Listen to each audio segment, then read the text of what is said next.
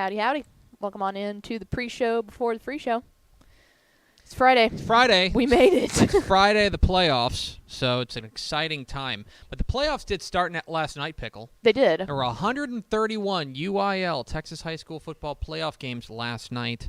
One of them contested at Midlothian ISG Stadium in Midlothian, where the Midlothian Heritage Jaguars pull out a 42-14 win over the Dallas Kimball Knights. Now, we like to have our finger near the pulse of the Texas high school football community, I think you would say. Yeah, that's kind of the mantra here at Dave Campbell's. But we cover, as we say, high school football from stem to stern, from rooter to tutor, right?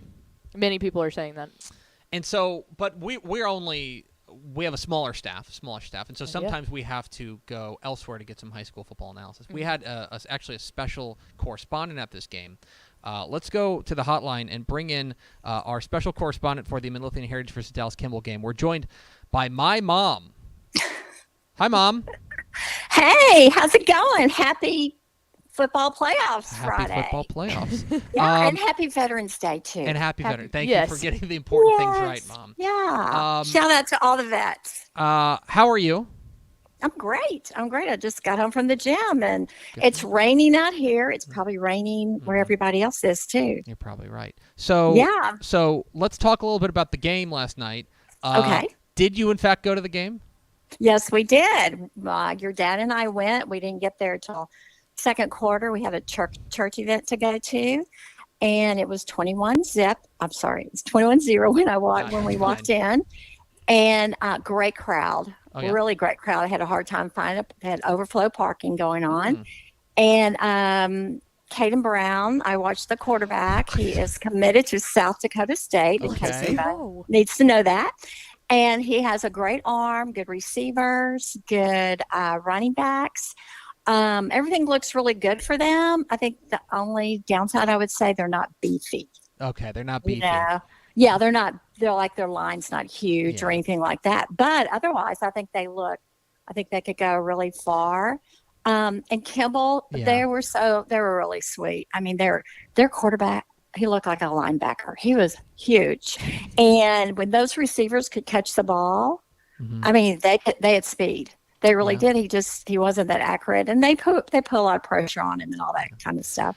But we did stay to the third quarter, and they scored. And Midlothian Heritage did put in their second string the second half, and so I felt like and they I felt good for Kimball because they recovered a couple fumbles and all that kind of stuff. So, and then got to watch the band and drill teams. Yeah. And we hear the band at Heritage. We don't live too far from Heritage, so we hear their band all the time, and they're really good. Drill team's great.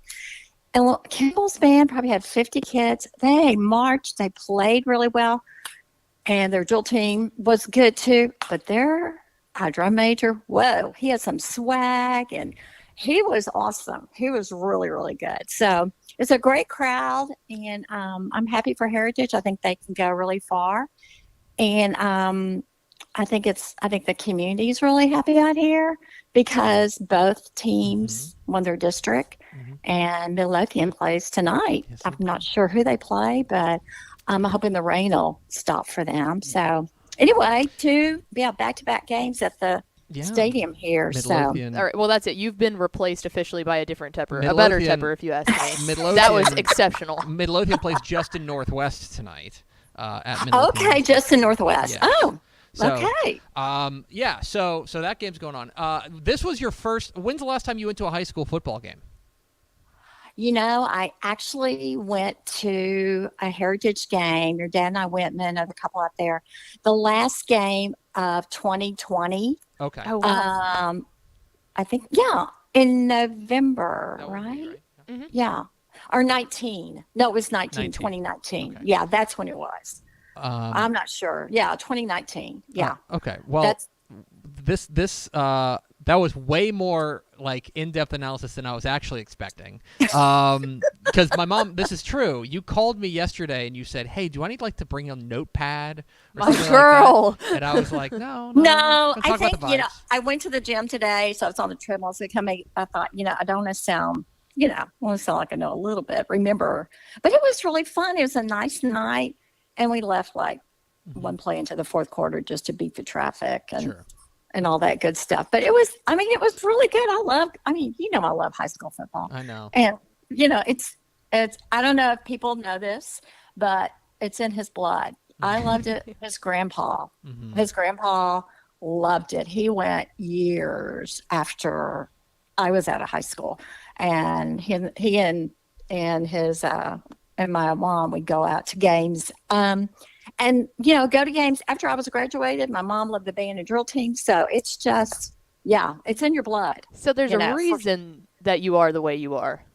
It makes sense now. It really is. I mean, I did the drill team thing, and so I was the one that in the stands in high school, I knew what a first down was. All these other girls would like chit chatting and all that kind of stuff, but no, I was like, yes, first down. Because they just knew touchdown. Because Uncle Don, your brother, Uncle Don didn't play football, did he? No. But my dad took us to SMU games, and I watched NFL football every Sunday. So it's Cool. And that carried on into college, correct? Yeah, you were Southwest Texas. Yeah, the drill. Exactly. So I went down there. Right? Now I have to admit, I did go to games, and I was in the drill team a couple of years, but it's more fun now. I mean, people got into it again in college. Back then it was kind of like, you went definitely, with a little hello fun for sure. Yeah. Well, what are you doing this weekend? Actually, I'm meeting your brother tonight one? at Tolbert's for dinner. Which one? In Grapevine. Oh, Jeff? Yeah. Oh, okay. Jeff, I didn't know which one. I mean Jeff. And we really don't have anything much planned. Why, you're looking for a babysitter? No, we'll be around, but we know where to call. I went to the lake early this week with a friend, so I did do that. So it's been. I think we're just going to kind of lay low. Okay. Get ready for the Turkey Day stuff going on. Big thing in the Tepper household. I know. I am well aware of that. We are. I got to get that menu going. So. Well, anyway. Mom. You guys had a great day, though. I read that there were upsets last night. We're about to talk about it. I know you need to. You need to get going. Get me off the phone. Okay. Well, that's my mom. Mom, thank you for your report. Thank you for going out there last night and filing this report. You have a spot here whenever you want to kick him out of his chair. You have every right. I will gladly take that. Okay. Well, we can just have that girl power going, right? Absolutely. And then Mallory can produce, right? Yes, ma'am. Okay, I love you, Mom. Okay, you guys, hey, good luck tonight, and I hope everybody's team wins tonight, and we'll hope for everybody to be safe and good weather. Thanks, Mom. Love Bye, you. Miss Tepper. Okay, talk to you later. Bye. There she goes, my mom. Our special correspondent. Amazing. The better Tepper. The best Tepper. I don't know. That's hard. That's probably true. It's hard, but it has to be true. You've met Hank and Max. And my wife. This is true. I was going to say the only other person that can contest is Jen, is Tep wife, because they're the GOAT women that have to put up with all of you men, and that's not an easy thing. There are a lot of boys. A lot of boys. Anyway, thanks to my mom. Hit the theme expo. Pickle! Hit the air sign.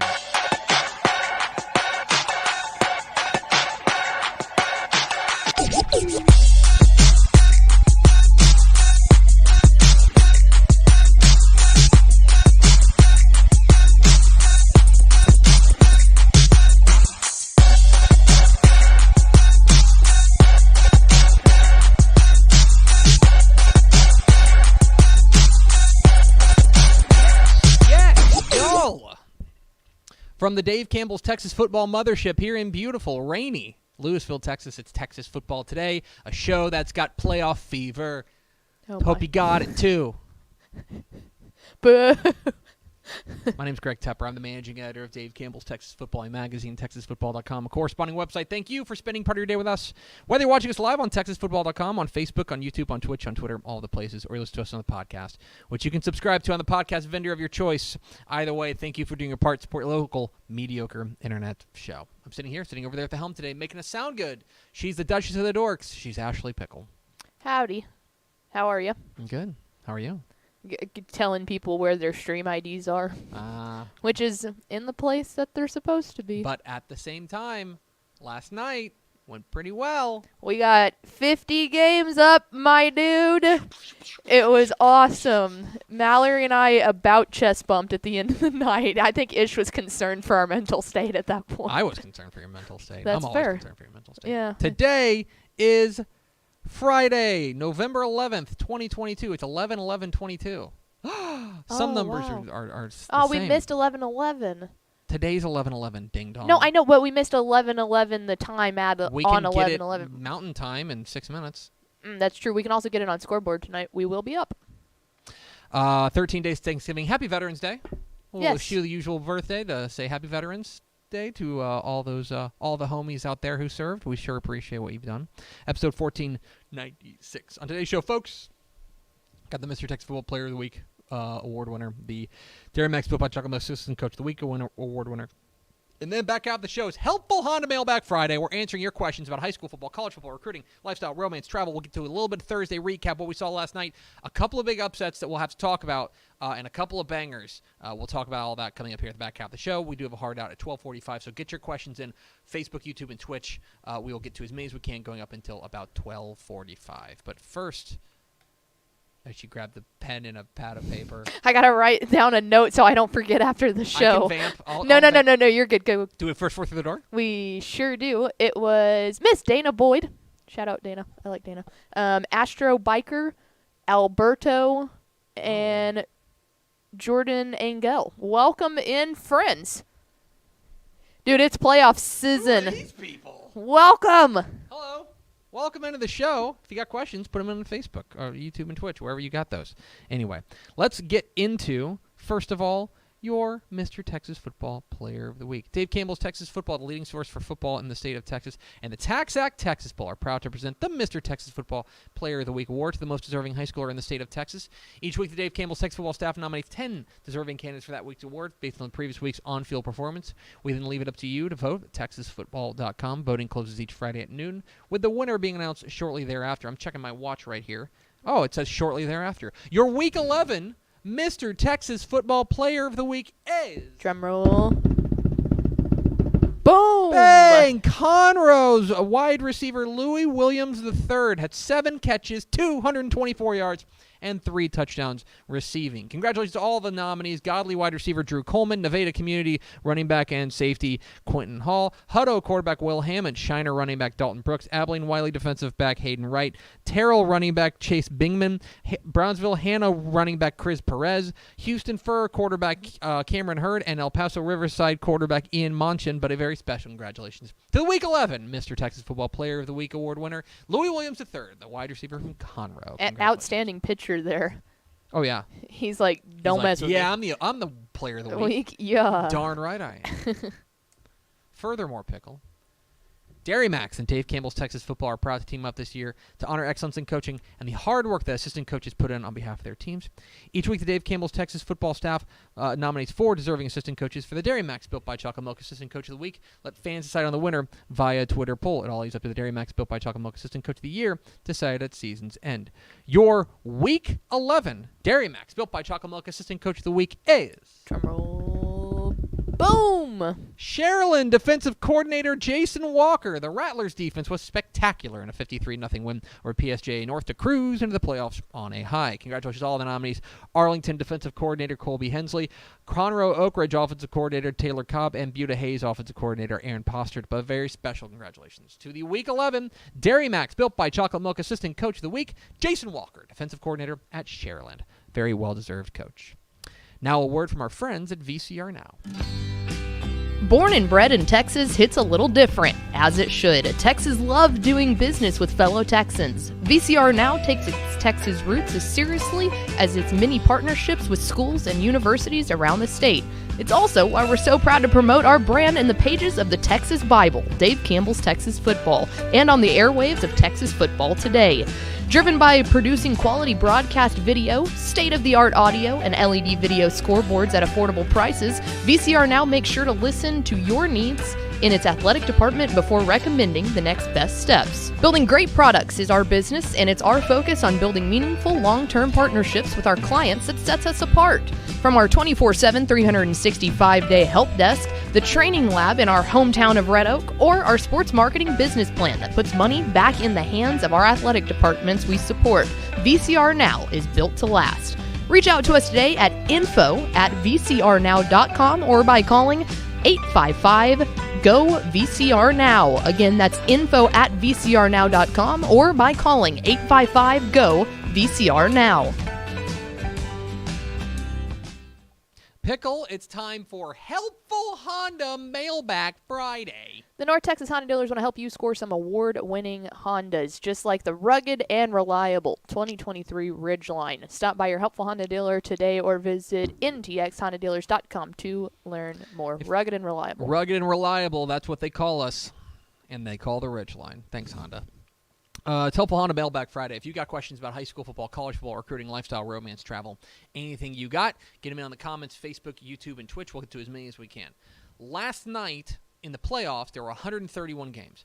I would say for the most part, usually when you play a Thursday night high school football playoff game in the first round, you're pretty sure you're going to cruise. Some of them at least, most of them. Mm-hmm. Like Galena Park North Shore. I watched about 5 minutes of their game against Who did North Shore play? I don't remember. They won. They were up considerably. North Shore played Pasadena Dobie, and they cruised. Refugio, absolutely. Refugio dominated Ben Bolt. That was bad. A lot of these teams just went out there and really kind of swatted away their first-round opponent, right? That's not necessarily a surprise what we saw. There were a couple of storylines that I think are worth bringing up. Mm-hmm. We had 8 4 seeds beat 1 seeds. 8 of them. The headliner of which I would probably say was Big Spring beating El Paso Riverside. Because we thought El Paso Riverside was maybe a sleeper there. Big Spring shoos them away first round of the playoffs. Great win for Big Spring. A couple of other results that caught my mind. The game of the night was on Texan Live, Katie Tompkins and Fort Bend Ridgepoint. Fort Bend Ridgepoint wins in double overtime. They stop the 2-point conversion, and then they score, and then they go for their own, and they get it, and they get a walk-off 2-point conversion win to knock off Katie Tompkins. Fantastic matchup. It was Ridgepoint had to drive down late to score to tie it, and then we got a fantastic double overtime finish. So Ridgepoint is through. That was one of 5 games that were decided on last night by 2 points or fewer. Oh, really? Yeah, it was Ridgepoint, then DeKalb and Edgewood, Axel and Rosebud Lot, Sonora and Olney, Sterling City, and Miles. And then I guess technically there were 2 more because Gunner and Wall both had forfeits, but those are forfeit. But actual games that were played. Wow. Yeah, we had some bangers. I tweeted that out. Well done. Well, I put 2 points or less, so I just got blown up that I didn't put fewer. But the information was there. Don't actually a tweet. Anyway, so it was an exciting night of action around there. Cibolo Steel looked great in their win over San Antonio Johnson. DeSoto farted around against Pflugerville Weiss. Little red flaggy. They pulled away, but that's a little red flaggy to me. Congratulations to Erie County. Yeah. Erie County knocks off May in a wild one. Let me see if I can find a final real quick. But I know they had more than 104 to 98, I believe. Was that the final? I believe. I'm gonna pull up. I need to pull up the scoreboard anyway. But they were that game was wild back and forth. May had like a 2-score lead at one point. Erie County comes back, knocks off the 2-time. I guess if you want to call it like 2-time defending state runner-up, right in May. But more importantly, they won 104-91 was the final. And let me tell you something. That is Erie County's first playoff win since 1971. They haven't had a playoff win since 1971, and it comes in a big way. Congratulations to them. Spring Lake Earth beats Spur, which I think was a pretty nice win there for Spring Lake Earth. Abbott rolls past Milford. Blum beat Aquila. I told you guys to keep an eye on Blum's Blum. back up. That's a team I think really playing well. We had a state-ranked team go down. Rising Star lost to Blackwell, which was a little bit of a surprise. I'm just kind of scrolling through here. Sterling City gets their first playoff win as a 11-man program in a while with that win over Miles. Congratulations to them. Well, have we even mentioned Galveston Ball? There was that. Galveston Ball. Magnolia West beats Galveston Ball 17-7. So Galveston Ball gets the dreaded 10-1. Galveston Ball gave up 31 points in 11 games, and they're done. Yep. Yeah, we had that game. We watched Trevor Bullard call that game last night for a good portion of it, and it was like, what happened? Yeah. Let's see. Munster beats Archer City. I told you Munster's better than their record indicates. Keep an eye on them. What else am I looking at? I'm just kind of scrolling through the scores. I looked at these last night, but I want to get reminded by these. Hawley rolls past Cristoval. They dominated from stem to stern in that game. That Sonora-only game was wild. Both Stratford and Cisco won their first-round matchups, which means we get Stratford versus Cisco in the second round, which is going to be tasty. Elsewhere, Rogers over Van Vleck is a nice win there. DeKalb gets that win over Edgewood. Edgewood was certainly had stomach for the fight. Canadian roll past Lubbock Roosevelt, so we will have, not surprising, but we will have a new regional state semifinalist. Lubbock Roosevelt loses to Canadian in emphatic fashion, but that's not necessarily a surprise considering the trajectory of these two programs. I will pull out a hot take that I think that give it like 2 years and we're going to see another resurgence of Lubbock Roosevelt because they just keep going sophomore class after sophomore class. Let me throw this out there. Dalhart beats Denver City. I'm fairly certain that's a 4-1 as well. West was up on Mejia 7-0 at half. They only won 21-0. Little red flaggy there. Franklin rolled past Hallettsville 33-7. That one was a little. It was a little in doubt, and then it wasn't. Yeah. Like it was. I want to say it was like 20. I want to say it was like 26-0 at half or something. Something like that. Carthage rolled past Pittsburgh. Did you see the video that I retweeted? Yes, of Surratt's freshman son dropping an absolute dime. Jet Surratt, the freshman, got some run, and he threw his first touchdown pass. How about Canyon West Plains? They were favorites over Pecos, but they still picked up their first ever playoff win. Congratulations to them. How about Gerald? Gerald takes down Devine 32-14 in a game that was not a fluke. Gerald kind of dominated that game stem to stern. Congratulations to the Cougars on their win. Elsewhere, Lumberton gets past Palestine. I thought that was upset watch, but I do think Lumberton is a dangerous foe there in Region 3 there. Chapel Hill got their win over Livingston 45-36. That game was not as close as the score would indicate. So there's that. Elsewhere, what else am I looking at? New Boston took down Grand Saline. New Boston beat Grand Saline. Your boys, Gregory Portland, got a win over our beloved Mission Veterans Memorial. I don't know how you sleep at night thinking with that. Good win for Grapevine over a pesky Lake Dallas team that I thought was better than their record indicated. Good win for them. Fort Bend Marshall whomped Huntsville. That's my official word for Fort Bend Marshall is whomp. They whomp people. It was that game we were monitoring that game last night and we looked down and we're going, oh, okay, well they kind of scored early, and then I looked down like what felt like 5 minutes later and I was like, oh my god. Yeah, they were very, very impressive. They turned it on there. Corpus Christi Miller and Corpus Christi Vets both dominated their first round matchups. We'll have to wait to see if PSJ North and Edinburgh Vela win, but that would set up those really big Region 4 matchups. Aledo pushed past Killeen Shoemaker 37-0. That was a tricky first-round matchup for Aledo, so much more notable than past first-round matchups for Aledo, I would say. Most of their district games. Yeah, Frisco Reedy beat WT White, which is not a surprise, but they are now 11-0. As I mentioned, I was very impressed by Cibolo Steel, their win over Johnson. Cy-Fair, I've been telling y'all, Cy-Fair's dangerous. They take down Houston Westside in a big way. South Lake Carroll rolled past Crowley. Judson, good for Judson, got a big win over San Antonio Churchill. That was a real like kind of like rivalry matchup between those two teams, but they get the win. And yeah, Midland Legacy gets the win over El Paso Franklin. And Midland Legacy's a sleeper, I think they're in 6A Division 1. Anyway, we're going through like a monsoon out here right now. It's raining so hard. It's raining sideways, folks. So there you go. There's a quick Thursday night recap of the Texas High School Football Playoff action. Let's go to your questions. Questions about high school football, college football, recruiting, lifestyle, romance, travel, all those things. Let's get to it. Has anybody asked any questions, Pickle? Yes. I'm going to point at the camera like that. Oh, it's like 3D. This is okay. Thoughts on Deer Park versus Atascocita?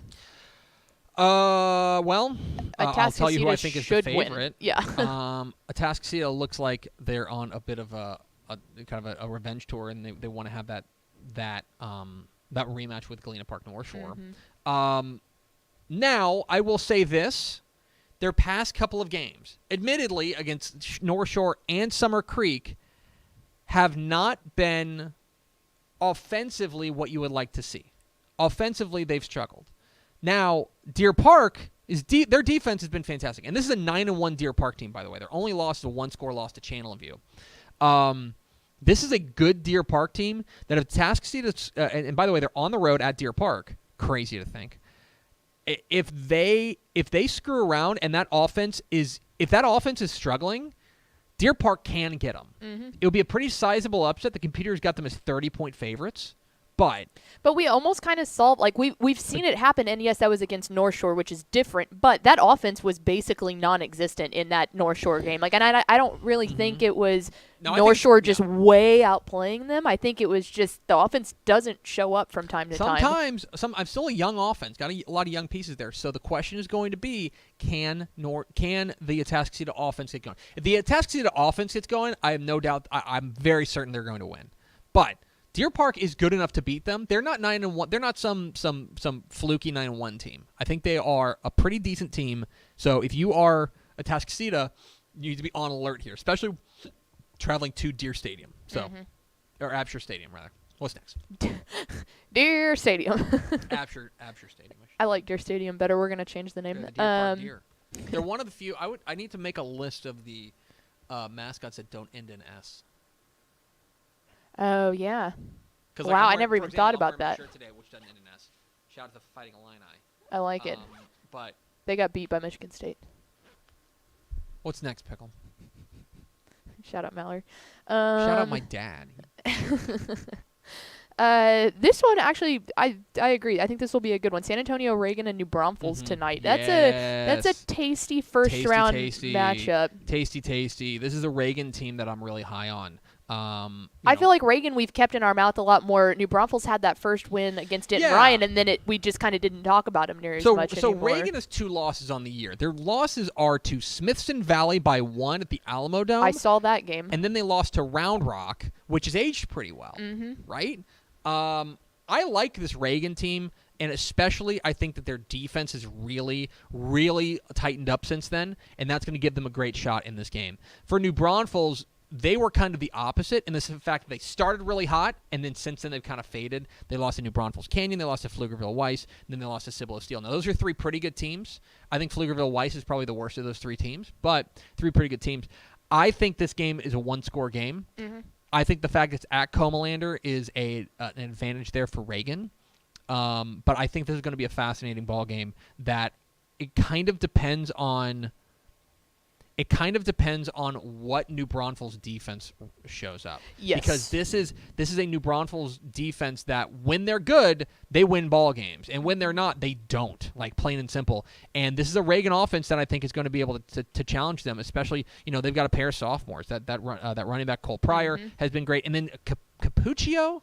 Yeah. Is that his name? Caleb Capuccio. He's really solid. Like, they don't ask him to do a ton, but he's really solid. And so they have, I can tell you right now, they have, and we saw this in that week 1 loss to Smithson Valley. It was just the fact that they weren't consistently moving the ball. But when you want to talk about a team that has big playability, and if you give them a hole, they will absolutely break it, that's what Reagan does. Yeah. So they rely on big play. Keep an eye on this one. I picked Reagan. I'm going to roll with Reagan, but this is a 1-score game in my opinion, and I think it's going to be a fun one. What's next, Pickle? 9-1 Permian versus 9-1 Pebble Hills. Who you got? Yeah. That's a fun one out in West Texas. I would think Permian. Permian's the favorite, but they are on the road. They're at Socorro ISD. And they're at the SAC. That is not a fun road trip. And it's not a fun place to play either. And let me tell you something, okay? So let me start with this. Here's a positioning statement. I picked Permian. Permian's my pick. I picked Permian. Permian's my pick. Okay? Let me tell you why I think this is dangerous for them. A, long road trip. Now, they're used to long road trips, but going to El Paso, I think, is going to be a challenge. Okay? That's part of it. Secondly, their defense, especially lately. They're vulnerable.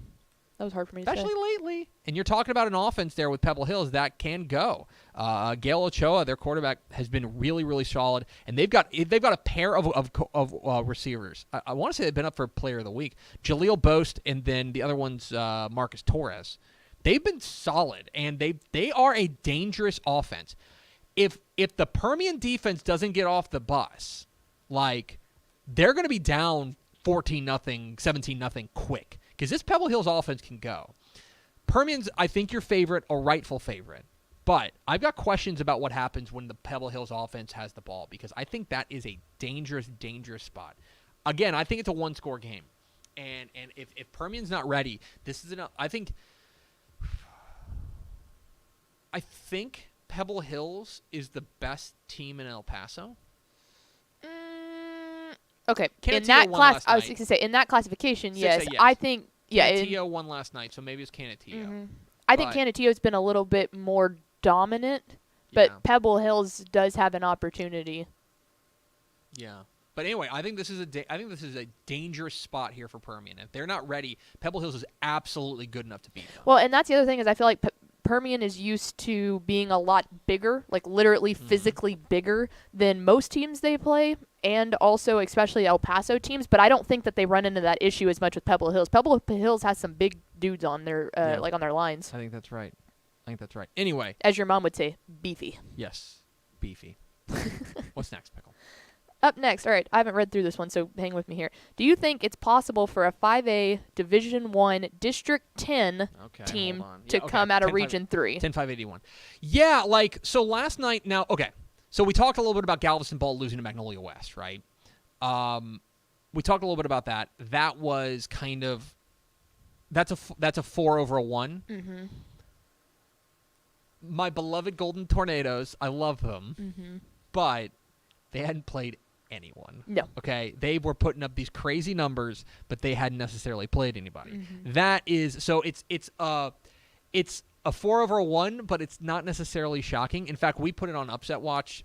Ish put it on his Upset Watch pick on TexasFootball.com. We talked about it on Tep and Step about how that was a potential first-round upset. I think the short list of contenders in Region 4, at least 2 of them are from District 10, right?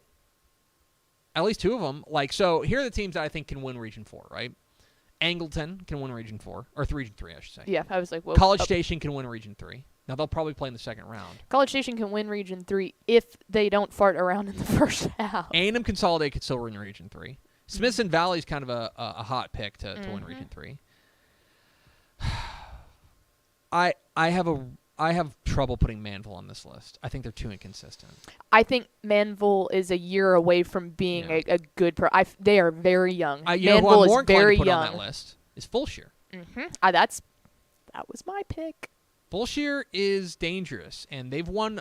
I thought that they were kind of a one-trick pony in the sense that I thought that Fulshire was a team that can outscore you, but like if it gets to be like a defensive game, there's no way they can. And then they won 9-7. Yeah, they won some I can't remember who it was they against. were like, oh, you want to see some defense, huh, Tepper? And then they won some game 9-7. I think they absolutely can. I picked Fulshire. On my prediction graphics, I took Fulshire. I think I took Smithson Valley. I think they're the best team in that region, but I think they're absolutely in the mix. And I think they've got. I think District Manville. 10, they beat Manville 9-7. That's what it was. I think they've got a great shot at. I think District 10's got a great shot at getting a team through to the state semifinals. Really and truly. What's next, Pickle? In fact, I tweeted this out. I'm sorry to interrupt.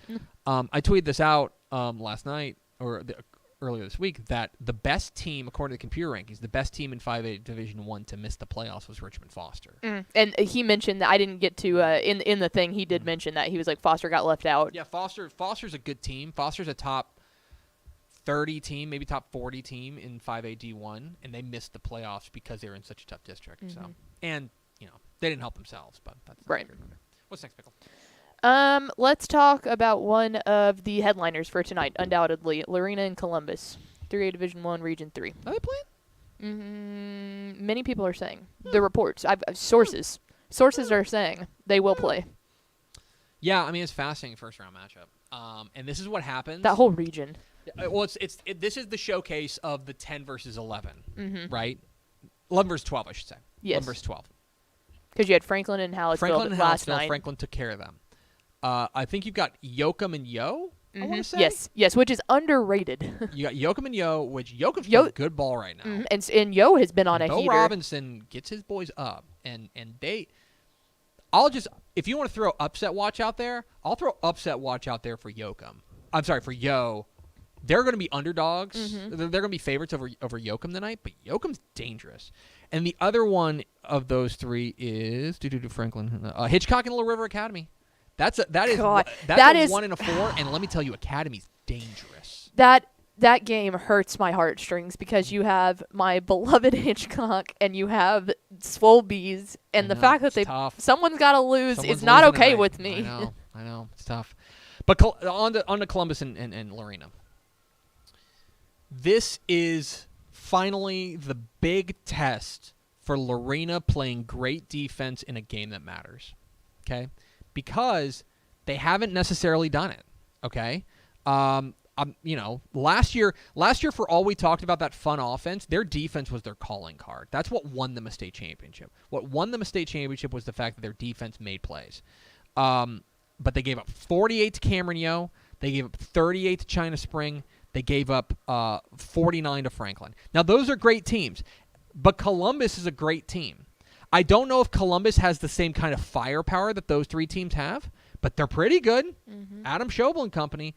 And by the way, their defense is clearly better than in my opinion, than Lorena's. So this is about Lorena's defense tonight. I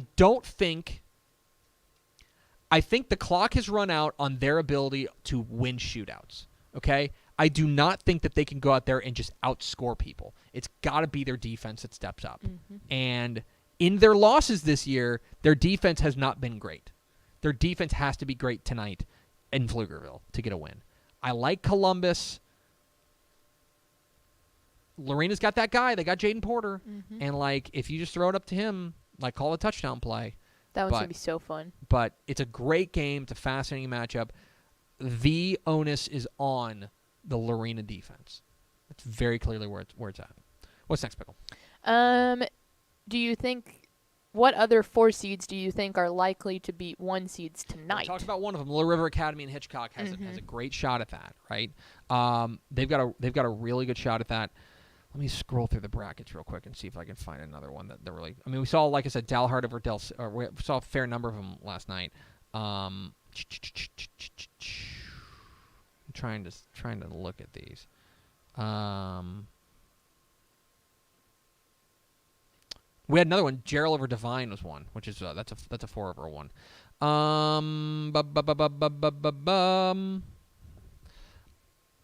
I'll throw one out there, and maybe this is a little bit off the board, but no, I don't want to do that. Glen Rose and Graham. Graham's dangerous, but I think Glen Rose's offense is just off the charts good, and that's going to be a big challenge for them. I know, and this is I'm gonna get some hell from Matt Stepp about this because I know this was his district pick. I think Pampa can beat Decatur. Yeah. I think Pampa is a dangerous team that's playing good ball right now. Ooh. Yes, you got one? Yep, Belleville and West Orange Stark. Oh yeah, sound alarm bells for that. Let's go! Belleville, I found it. I did it. Because West Orange Stark, that's a great one. Because West Orange Stark, this is their time. This is when they turn it on. And so now West Orange Stark has had a disappointing year. I don't think Hiawatha Hickman would say anything other than that. But they are in a very, very difficult. That was a very difficult district that they went through, and I think that they've got an opportunity to really make some noise. Let me see if I can find one more here. But let me see. Stratford and Sundown was last night, wasn't it? Yeah, Stratford. Step with that. Stratford dominated. Okay. So that was one that I don't think is one. Let me throw one more out there, and I'm gonna go to 2AD1. God, pull up your brackets, ding dong. 2AD1. I think that. No, never mind. Oh wait, what's the other one? Hold on a second. Who won District 15? 15 or 16? I mean, this is crazy. I think Ganado can beat Lavia. Yeah. Ganado can beat Lavia. What about Sauk and Mansfield Summit? Yeah. I mean, it's not. I don't think it's going to happen, but I wouldn't be shocked. South Oak Cliff's a super high variance team. Mm-hmm. That when they play to their paper, they're going to be really, really dangerous. And I know that they are worried about Summit because Summit poses some athletic threats that I think can challenge that defense. But I think that in the end, South Oak Cliff defense, I think, is a difference. That's a possibility. That's not a bad one. Yeah, those are the ones that I'll wrap it up there. Those are the ones that I think could get them. So, what's next, Pickle? Let's go with, what do you think about Abilene's win over El Paso Del Valle last night? About what I expected. Like it's strange to say that, but like I think Abilene. I think I picked Del Valle, but I do think that Abilene is a team that, when they play well, which is a weird thing to say, but when they play well, they are capable of beating anybody. This was a fourth-place Abilene team, I want to say. Fourth or third, one of them. They were in a tiebreak. Did they beat Amarillo? No, they lost him. So they were a fourth-place team. That's 4-1. Abilene, when they play to their paper, is a really good ball club. I think the thing that surprised me was how they dominated them, was how they went out there and their offense really took flight. The fact that their defense played well is, in my opinion, not a surprise. I think their defense has been playing well for about a month. They've been playing really, really good ball.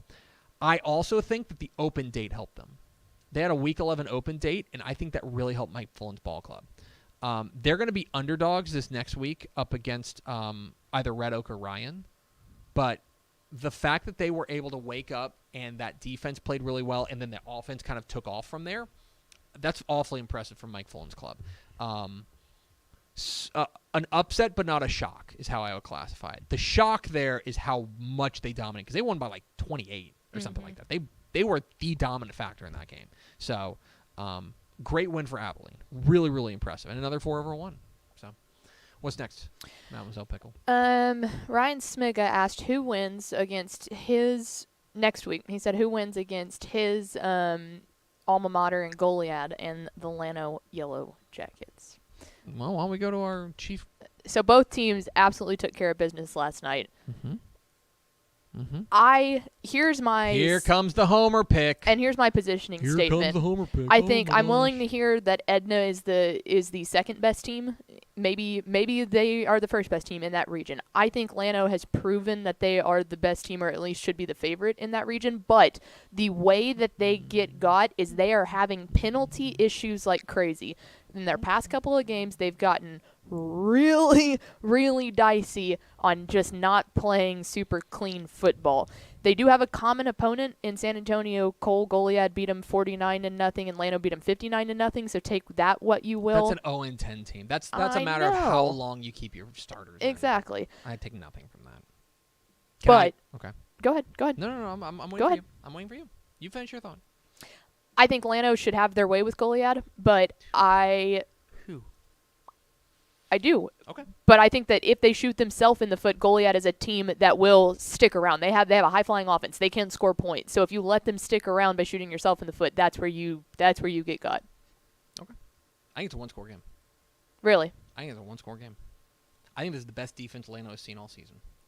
I don't think that they've really anyone that they've played that's worth something they've lost to. I totally disagree. Goliad. They have a good win over London. I'll give them that. They have a win over Jourdanton. They have a win over Jourdanton in non-district. That's a 10-1 Jourdanton team. Yeah. They have a win over Tidehaven. That's a 9-2 Tidehaven team that's now into the second round. That's a district champion Tidehaven team. This is the best defense that Llano has seen probably since. Who's the best defense Llano has seen? Look at this.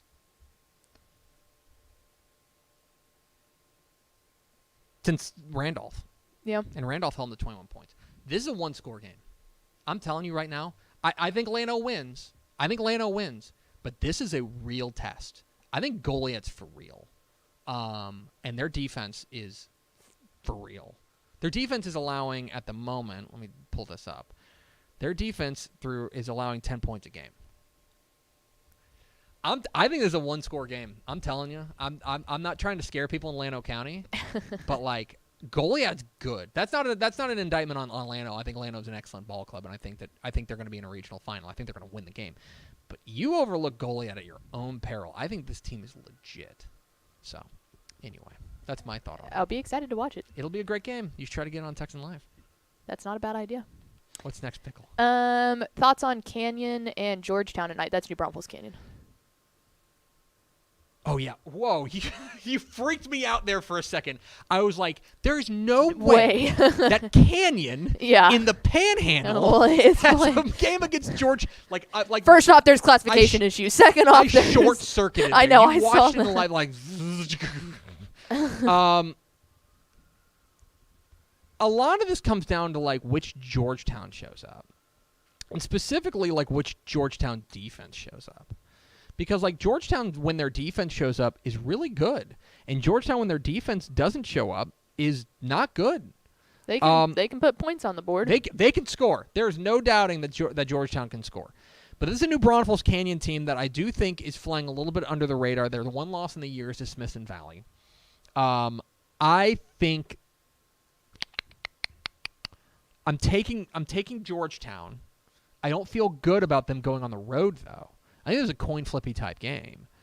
I like Georgetown's offense a little bit more, and I think that's going to be the difference. I think Georgetown gets a narrow win, but this is a coin flippy, and I think this is again another the theme of today. I think it's a one-score game. I think they're dangerous. I think this is a really really fun matchup, and a good litmus test on 11 versus 12, like District 11 versus District 12 and 5AD1. So yeah, this is a fascinating matchup. What's next, Pickle? Let's do... Well, we get some time. Thoughts on Garrison, Corrigan, Camden? Corrigan, Camden. Let me tell you, They handed it to him last week. I love Corrigan, Camden. I love Corrigan, Camden. My beloved Bulldogs. They were, if you remember, I did an interview out in East Texas before the year, and they asked me, like, who's a sleeper in our area, and I told them, like, I think Corrigan Camden's going to be good. Mm-hmm. They've made me look like I know what I'm talking about, which is hard to do. So thank you to Corrigan Camden. Thank you to Brett Ratliff and company. Fun fact, other than the loss to Centerville, they blanked every single person in their district. Oh, no, their defense was awesome. And then somehow they gave up 56 points to Centerville. Now, I am very leery of the trend lines in this game from my beloved Corrigan Camden Bulldogs, because Garrison is coming off of taking Timpson to the wire, taking Timpson to the final minutes of the game, and Corrigan Camden is coming off of getting their doors blown off by Centerville. That to me would lend me to like Garrison. I think they're playing better right now, and that is problematic, I think, for Corrigan Camden. Corrigan Camden also could bounce back. They could bounce back. That's the other side of it. They could be really upset with how that went last week. It goes one of two ways. Right now, the trend lines, in my opinion, favor Garrison, and I would go with the Bulldogs, those Bulldogs, over the Corrigan Camden Bulldogs. It'll be a dogfight no matter what. God. All right, we have 3 more, and then you're cut off. What team with a losing record could make it to Thanksgiving weekend? Brock doesn't have a losing record. Let me be a real jerk for a moment and say, well, he wouldn't have a losing record then. You're talking going into the playoffs with a losing record. Okay, that's fine. I think it would probably be like a 6A or a 5A team, in my opinion. Let me see if I can find one that I like. That's tough, because honestly, we didn't have a ton of teams with the losing record get in. Mm-hmm. Actually, I got one. Right off the rip. I got one. I think Euless Trinity can make it to Thanksgiving weekend. Wow. They got Keller tonight, and that's tough. Mm-hmm. That's tough. If they get past Keller, they get Midland Legacy, and that's tough. But DFW has usually had the number of the teams from the Permian Basin, right? At that point, you're at Thanksgiving. They're 4-6 right now. I think Trinity is a team that's playing their best football at the moment, and that's a team that could get there. Do you know, would they coin flip that game? Actually, I don't know. The Midland Legacy one, because if I'll counteract you there, if they had to go out to Midland to play or travel even further, that might make a little bit of a difference in that one. That's a big deal. Because usually Trinity would be the host site, I would say, almost regardless. Yeah. Oh, no, absolutely. I'm trying to think, because the other thing is I'm trying to find these teams that, like, for example, I like Converse Judson, but I think that they're going to be huge underdogs against Vandergrift next week. Yep. So it's like that's a team with a losing record that I think may be playing some good football right now, but I'm not sure they're going to be able to get there. Does 500 count? Sure. Let me make sure I'm not putting my phone in my mouth. Hold on. You're watching live coverage of me switching between a couple of different things. Hold on. I'm sorry. I'm trying, Jennifer. Okay. Yeah. That's D1, right? You're doing great. This is going great. I'm loving everything about this. Yeah. This better right. be a fire pick. I think Amarillo can do it. The Sandies. Amarillo's got El Paso Parkland tonight. I think they're going to be favored in that. And then they're going to get the winner of Midlothian and Justin Northwest. And those are good teams, but I do not know if they're world beater teams. Yeah. I don't know if I'm quite sold on either of those teams. So all right. That is a team that I think with a 500 record that I think could get there. There you go. You made me scramble and think of some teams. I think we got two more. Is that right? Mm-hmm. Okay. Pecan pie or pumpkin pie? Pumpkin pie, but I love both. Got to have to me, pecan pie is optional. Pumpkin pie is necessary. That's how I view it. I want both. The answer is yes, but like for example, our Thanksgiving we have a sign-up sheet. Mm-hmm. Duh. And right now nobody signed up for pumpkin pie, and my wife told me that last night, and I told her, okay, then I will go get a pumpkin pie. Mm-hmm. Like we are having pumpkin pie. So but you go get one. You gotta I'm making enough stuff. That's fair. That's fair. That is to me, and especially if somebody doesn't care enough about it to go get it, then like I just need my fix. Okay, here's fiending. Here's the other thing though, and I'll agree with you there. I don't eat a lot of either, to be honest. I'm not a huge sweet person, obviously. Yeah, we know. But what I will say is, it is in my mind a little bit more difficult to tell the difference between a store-bought pumpkin pie and a homemade pumpkin pie. I feel like I could I could absolutely look at a pecan pie and said that's homemade or that's store-bought. That is to me the biggest. I think you're right. So that's why I like pecan pie more, because I think that pecan pie is a little bit harder to perfect. I think pumpkin pie is pretty standard throughout. Yeah. Okay, last one, and we have the same answer on this. I will be just shocked if we don't. What is the best Thanksgiving side?